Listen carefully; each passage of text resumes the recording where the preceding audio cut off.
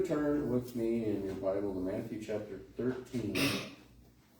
We're going to read one of the parables of Jesus, and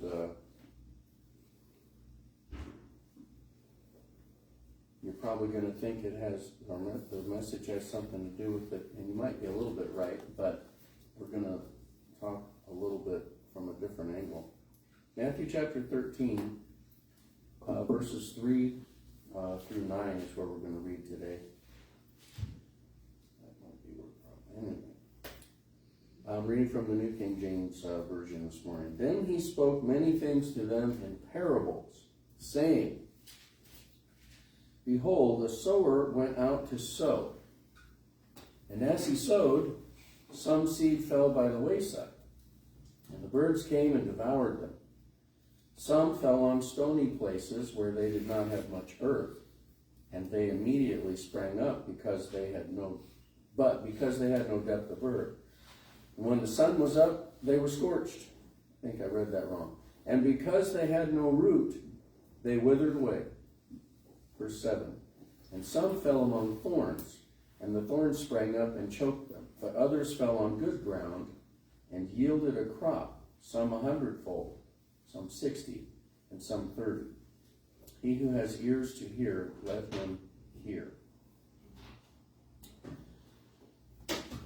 In Ecclesiastes chapter 3, the second verse says, there's a time to plant and a time to pluck up that which was planted, or in other words, to harvest.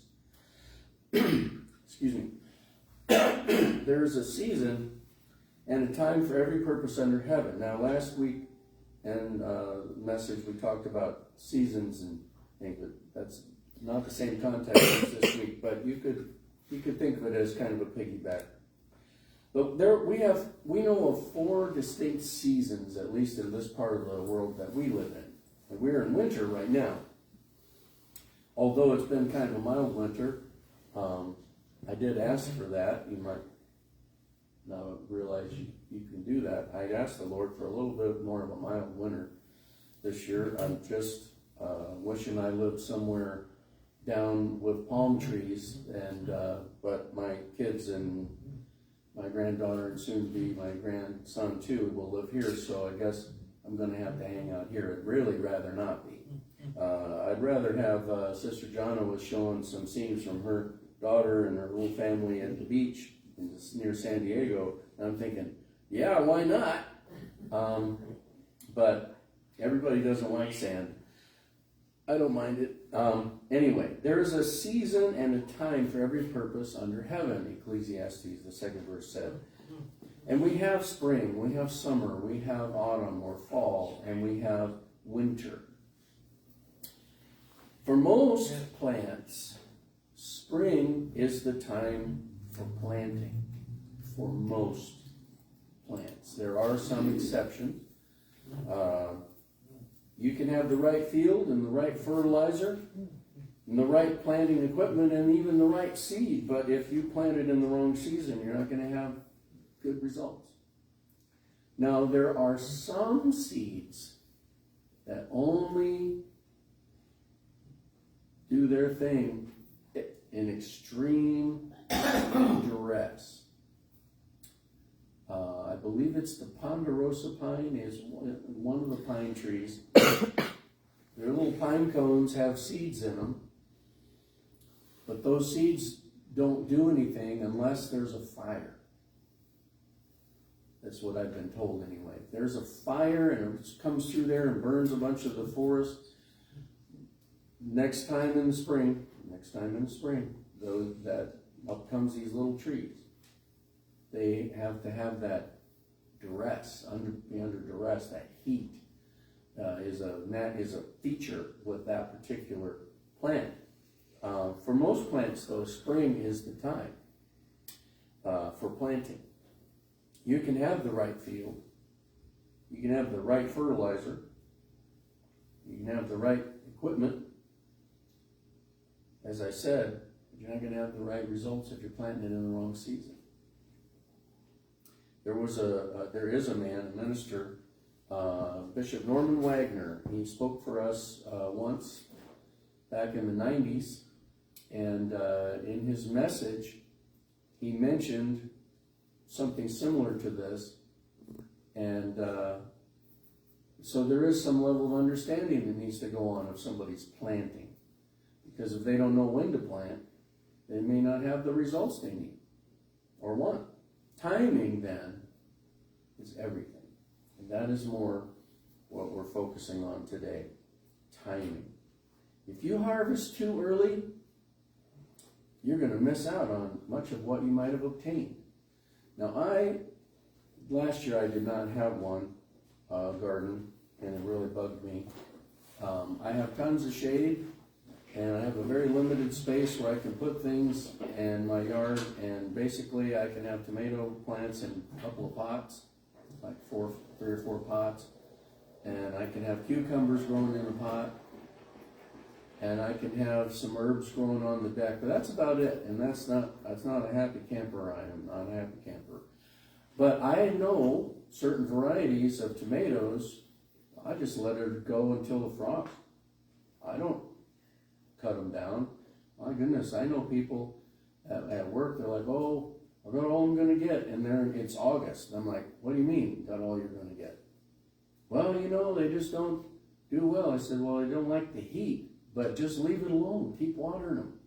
Because when it starts cooling off in September, you're going to get a whole new batch of blooms and tomatoes into October. What? I said, yeah. So I will tell you this. I mentioned it a few years ago. Was it 3 years ago we went to Disney with the kids? I think so. About 3 years ago, we took the kids and my granddaughter to Disney World. Well, I learned on the weather report it was supposed to frost while we were gone. I was like, no. I picked and brought in, I think it was 95 green tomatoes and a whole bunch of red ones, and just put them on the dining room table to my wife's chagrin. She didn't like that. I said, look, we're just going to leave them here, and when we come back, we'll deal with them. And I told this fellow at work, I said, I picked 95 that were green. What? I said, yeah, and I just had 3 plants. Before your trip? I said, yeah, which was to him like a couple weeks before. Oh, I cut my stuff down in August. I said, yeah, too early. So if you go too early, you might miss out on something you could be getting. Likewise, if you harvest too late, you lose a lot to rot and other things. That's one of the things I just can't stand. I go out there to harvest something, and I've got a bunch of rotten tomatoes, and I'm like, too late. Timing, then, is everything, right? Timing is everything. You can't have a new season in your life until you're able to say goodbye to the season you are in now. You have to know when to pluck it up. I don't want to wrestle trying to hold on to something that God is trying to move me on from. You need to learn to release it and simply let it go. It was the season, and now it's time for the next. When I was a child, Paul wrote, I spoke as a child. I understood as a child. But when he became an adult, he put away those childish things. Why? Because he was a grown-up. Those things were behind him. Timing is everything. When the fullness of time had come, the Bible says, God sent forth his Son. Why didn't he come earlier? Wow, that is a question you might want to ask the Lord when you get to heaven. Because timing is everything. And the timing just apparently wasn't right. In my opinion, and I don't compare myself to God in any way, so don't take this the wrong way. In my opinion, when he was standing there in the garden and Adam's saying, she gave it to me. And she said, the serpent told me it was okay to eat. He should have just grabbed that thing and fixed that right then, threw him into the lake of fire and said, all right, you won't have to deal with him anymore. And that's what I wish would have happened. But that's not what he did. Timing is everything. When dealing with a situation in our lives that you've been praying about, and you might just want to jump in and take control, but sometimes we need to wait. Praying about it is absolutely the important thing to do, but sometimes the best things to do is to wait. As you know, if you know me at all, I do not like to wait. I'm an impatient person. I'm not proud of it. I'm trying to get better. I don't like waiting. Hence my illustration. What I wish the Lord would have done, just fix that serpent right there and taken care of it. Let's get this, move on to good things. But there are things we learn in life from the struggle that we won't learn any other way. There are things we learn from going through tests and trials. I mean, even trial and error helps teach people things. Sometimes the best lessons you can learn in your life are the things we learn from our failures. But the things we learn from the struggle, you only learn in the struggle. There are, as you know, probably dozens of books and movies, plays written about people wishing they could go back in time and do something over.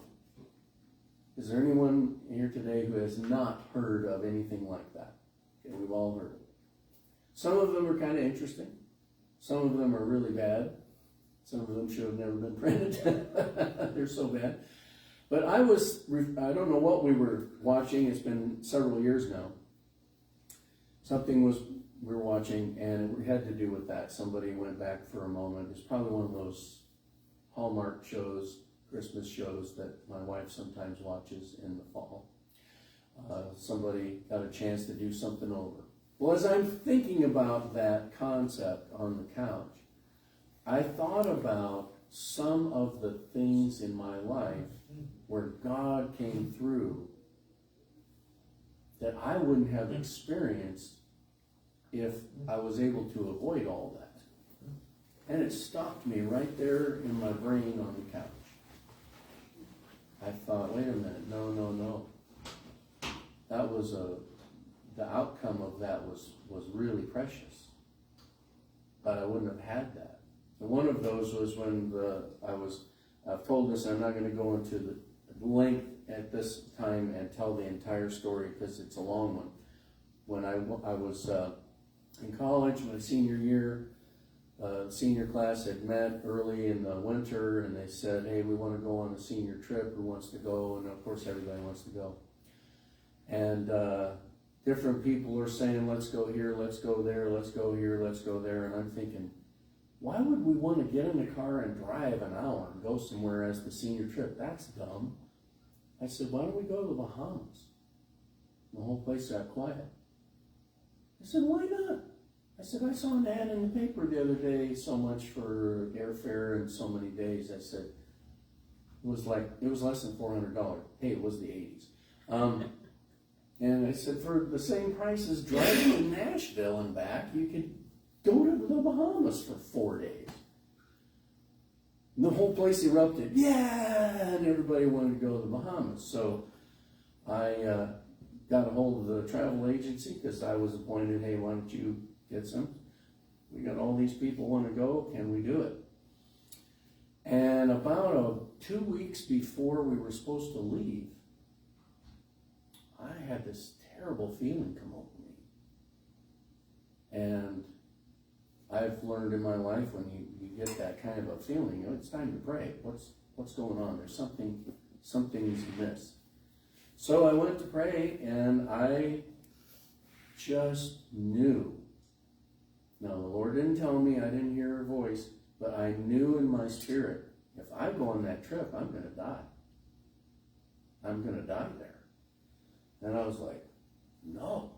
Well, I wanted to go. It was my idea, for Pete's sake. So I fasted and I prayed for 3 days. I didn't eat anything.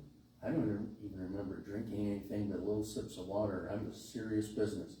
When I was supposed to eat, I went and I was in the prayer room praying. That I was like, Lord, if you don't want me to go, I'm not going, because I don't want to go somewhere if I know I'm going to die there. I'm going to stay away from that place.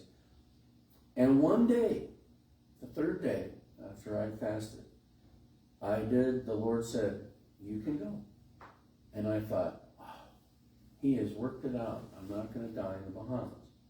But while I was there, in the ocean, snorkeling way offshore, way off, we drifted out there just having a great time. And when we looked back, it was just a little line of green on the horizon. We were way out. There was a big, we were off the island of Freeport, and there was you swam out a little ways, and then there was a reef. The water was about 7 feet deep, and it just went way out. I don't know how long because we didn't measure, but it was just the same depth, way, way, way out. And we were just swimming along there, looking at fish, looking at the reef, looking at all kinds of things. And on the swim back, I nearly drowned. And cried out to the Lord from under the water, and right in my left ear, a voice said, because you prayed. And I knew right then, that's where I would have died. Well, what did he do? He didn't remove the thing from me, but he brought me through it. Well, if I had gone back in time and changed a bunch of things, I wouldn't have been there and wouldn't have had that experience. I wouldn't have known that God can deliver. First of all, he gives you a warning. And then, after I prayed, he's like, okay, I'll allow you to go, and I'm going to bring you through it. Well, I wouldn't have had that.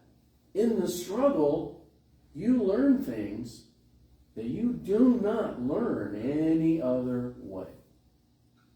And so if you miss it, you don't know what you missed.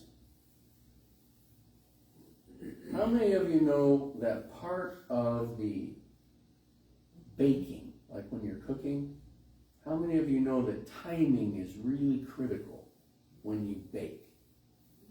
Anybody? You ever baked something too long? Too done. It's a rock, it's a brick. Or not enough, and it's too mushy, gooey.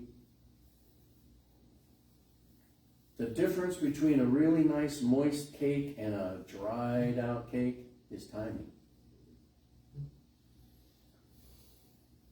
The difference, this is almost sacrilege, the difference in a stiff and dry chocolate chip cookie and a soft, chewy one is also timing. I have been coached in my brain that the cookies need to look like they're starting to turn brown. When I pull them out, they're too done. My wife's like, no, you have to take them out a little bit before that. And I'm like, John is back there nodding her head, Susie's nodding her head, and I'm like, yeah, well, silly me. I want it to look like it's supposed to look before I take it out, and then, oh no. Oh boy. Timing, right? In baseball, the sport, hitting the ball, timing is a critical piece. And it's really hard to teach. I remember my dad telling me, keep your eye on the ball. And I remember thinking, I am watching the ball. You close your eyes and swing. No, you have to keep your eyes open. I'm thinking, I am keeping them open. Timing, though, learning how to watch it, learning when to hit it. And as I got older and I was pretty good at it, I was at a church picnic.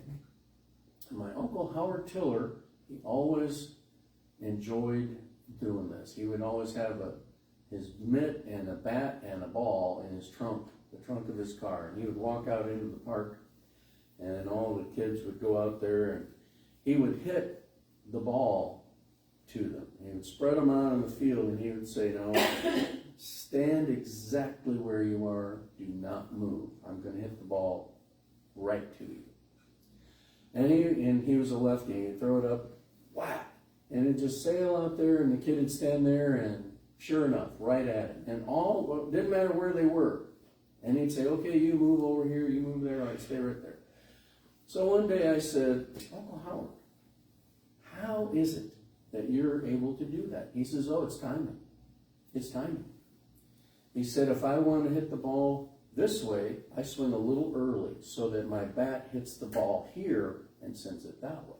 If I want to send it down the third baseline, I wait just a fraction of a second so when my bat hits the ball, it's here and it goes that way.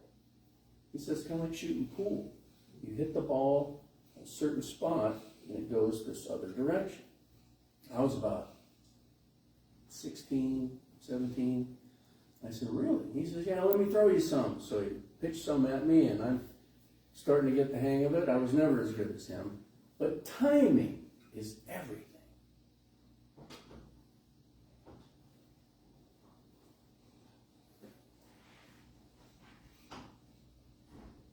Some of us are trying to do the right swing with the bat, if you please, but we're swinging at the wrong time. Sometimes we get in a hurry and it isn't striking the target effectively. Timing is everything. Sometimes I wonder if we have to go through all those struggles, tests, trials, and errors in order for us to learn that life's lessons are about timing. I'm going to say this. I think it's profound, but I came up with it on my own, so maybe it's not. You cannot be fruitful out of season. You will bear fruit in season, not out of season.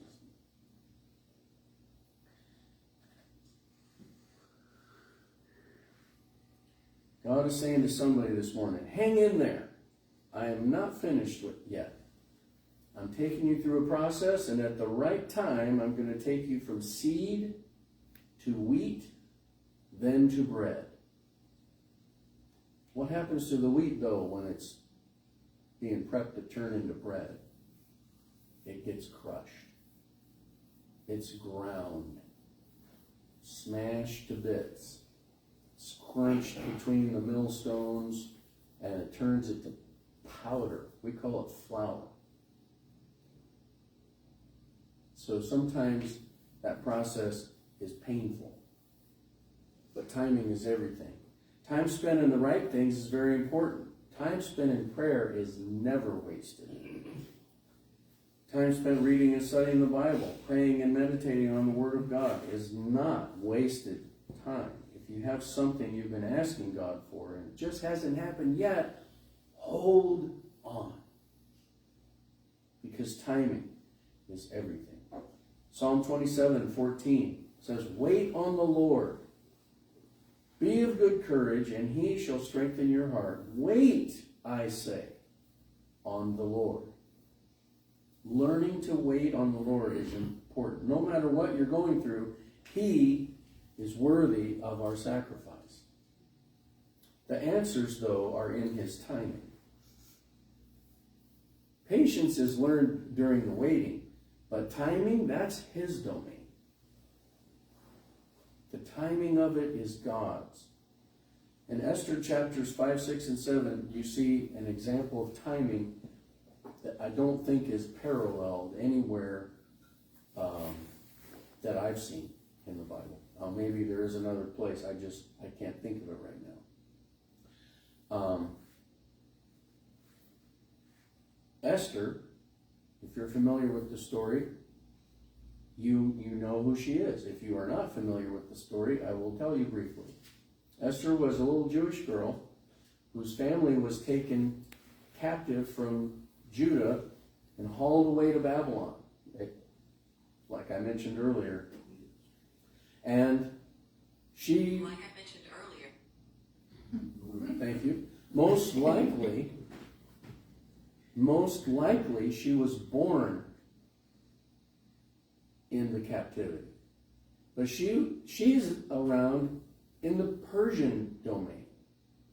The Persians have already conquered the Babylonians, and now the subjects of the Babylonian Empire are now subjects of the Persians. And the king, Xerxes,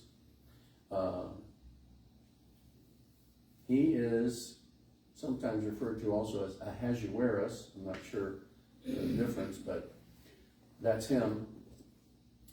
He gets this harebrained idea, and his wife gets offended, who was the queen, and he's like, what in the world? And his advisors are freaking out, because if the queen is able to do this to the king, all their wives are going to start doing these things to them, and they don't want that. So they give him advice, and he says, yeah, that's a great idea. So he dethrones her, so to speak, takes her crown away from her. She's not queen anymore. And then banishes her, never to see his face again, and she is taken someplace else, and now there's not a queen. But that was God's idea, because God knew what was going to happen in a few years. There's somebody moving up through the ranks in the Persian Empire that nobody has known, or he doesn't have attention yet. And then the king is lonely and sad and depressed and wishing he didn't listen to those guys because he's missing his queen. And they come up with another idea. Let's have a beauty pageant. We're going to have a beauty pageant. And you can pick a new queen from all the prettiest in all the 127 provinces of the Persian Empire. Yeah, that's a great idea. He says, okay. So they start this process. And this girl, whose Persian name is Esther, gets picked. And out of all those, so I don't know if there's one from each province or if there's 10 from each province. I don't know, but we know there's 127 provinces, so let's just assume one from each. So there's 127, and she gets picked. She is now the queen of the Persian Empire. And a few years go by, and this guy named Haman is promoted to the second in command in the Persian Empire. He's like Joseph was to Pharaoh. Okay? He is the number 2 man. And he wears one of the king's signet rings. So he speaks in the name of the king, so he can make laws and stamp that seal. He's got a lot of power. But he is a descendant of Agag, whom Saul was supposed to kill. Oh, it's a wound web. And he has this hatred for any and all Jews. Well, now he is almost the top dog. And he says to the king, there's a group of people in this empire. They don't follow your laws. They don't worship your gods. They're just horrible. Why do we tolerate them? The king's like, yeah, I'll do what you want. So he passes a law. Haman stings it with the king's ring, and it's taken all through the whole Persian Empire. On a certain date in several months from now, anybody who wants to can kill any Jews, and they take all, whatever is theirs becomes theirs. So he used greed as the motivator. The king doesn't know that Esther is Jewish. She never told him. And she's living right there in the palace. You think that was an accident? God set it up before Haman ever came to power. So, timing being everything, the king can't sleep one night. Now, I think we have proof that they did not have sleeping pills in the Persian Empire, because he didn't take a pill to go to sleep. He thought, all right, this is the most boring thing ever, and I will fall asleep. So he has a scribe read to him all the minutes of everything that happened in the court. Does anybody remember the O.J. Simpson trials when they were on the radio and everything way back in the day? I used to drive him and travel in my truck with my job back then. And you want to hear something that'll put you to sleep in 5 minutes. You listen to somebody reading what happened in the previous day. Well, no doubt that's what the king was thinking. This will zonk me out. He doesn't. He stays up the whole night. And just before daybreak, he gets real interested in what's happening, because now he's listening about a man named Mordecai, which is his wife's uncle. That's her uncle. Uncovered a plot. The two men who were guards of the king were plotting to assassinate the king.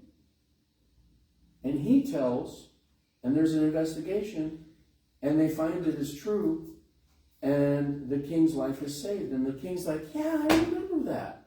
See, that was years before. The king's like, yeah, hey, scribe. What did we ever do for that man? What honor did we give him? And the scribe's looking, no, we didn't do anything. He's like, what? And just then, he hears the door opening in the court. And he says, who's in the court? And it was Haman, number 2 man, coming to ask God for the life of Mordecai, that very man, because he wants to hang him, because he's a Jew and he hates his guts. Timing, that's God's realm. Perfect timing can't be any more perfect. So instead of Haman getting a chance to ask the king if he could hang that guy, because even though he's number 2 in the Persian realm, executions, the king had to authorize that. And the king says, hey, Haman, let me ask you a question. What should we do for somebody that I really want to honor? I want to give him a great honor. And Haman, being the egotistical, selfish dude that he is, I'm going to put it in my words and simplify it. He says, well, we should dress him in your clothes, put a crown on his head, put him on your very horse, your royal horse, and have someone also royal trot out in front of him all through the city saying, this is what we will do for the man that the king wants to honor. What is Haman saying? I want to be king. I want to wear your clothes. I want to ride your horse. Because he's thinking, who else does the king want to honor except me? The king says, man, that sounds great.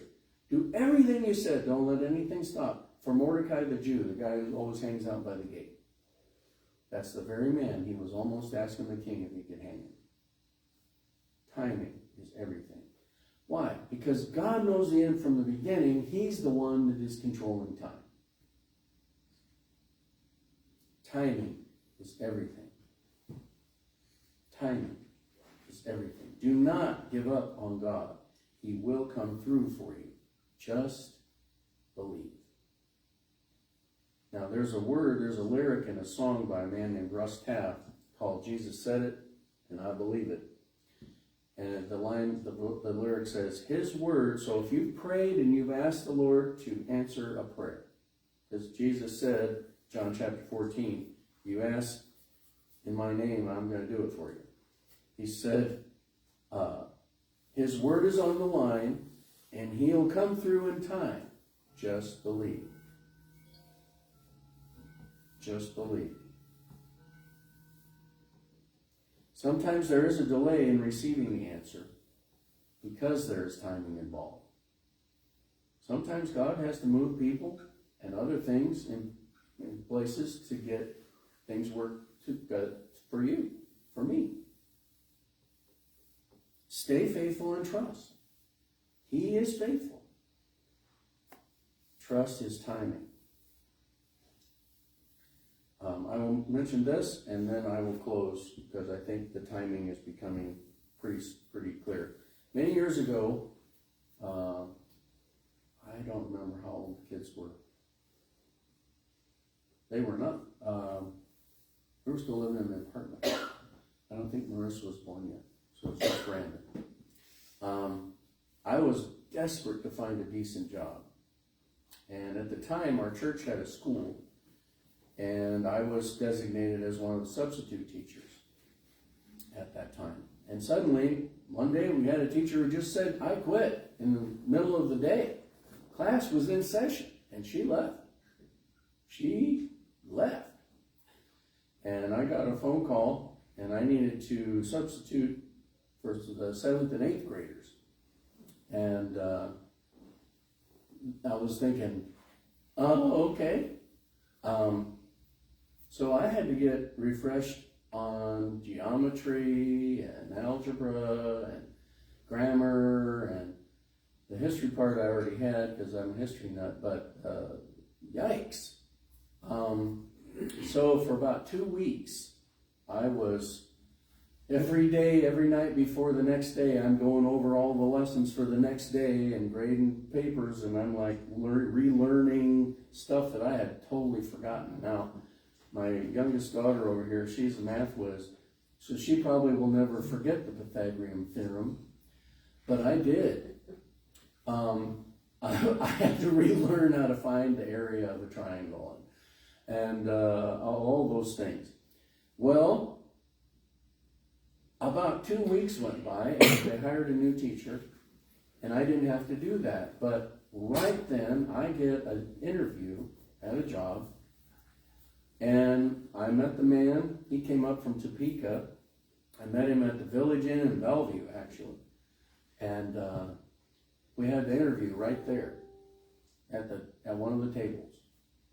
And I'm answering his questions, and apparently he liked what I was saying, and so he says, well, there's one thing you have to do. And he reaches into his briefcase and he pulls out one sheet of paper, and it has a triangle, a circle, some other shapes, some really weird shapes, and some formulas. And I needed to find the area of all of these. And I looked at that and I just grinned. Because I knew immediately God had prepared me for the interview. I would have bombed that thing. Because I couldn't remember that to save my life 2 weeks before. But for 2 weeks, every day, I was covering those classes and grading the papers and showing them how to do it. And I was never a math whiz, but I had to be for 2 weeks. And when I saw that, I just smiled. I was like, okay. And he hands me a pencil, and I start writing out these formulas, and I'm just filling it in. And I said, there you go. And he looks up, and because he was like doing something already. He grades me, he goes, wow, great. Can you start next week? I said, yes, I can. But the Lord prepared me. So what am I pointing out? Timing is everything. So I was praying, God, I need a better job. I want this, I want that. Help me find it, because I've got a little baby, I've got my wife, and we've got expenses. And he's like, you're going to substitute teach for a couple weeks because you need to bone up on the math. And I didn't know that, but he did. You see that? Is that clear? Whatever you're facing, God already knew about it. He already knew about it. It's not new to him. It's new to you because you just found out. Or you've been dealing with it for 5 months or whatever. But God knows how it's going to end. You have to be faithful and believe him. Stay on course. Don't try to do things on your own. That messes up the plan. We got a great example of that in the Old Testament.